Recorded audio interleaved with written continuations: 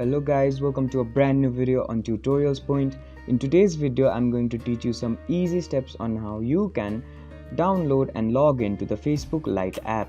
Before we start the video, don't forget to like, share and subscribe to the channel for more such useful tutorials. Without further ado, let's move on to the video. First of all, make sure that you're connected to the internet. Once you make sure that you're connected to the internet, open up your PlayStore app. After the home page of PlayStore opens up on your screen, on the top of your screen you'll see the search bar. Go ahead and click on it.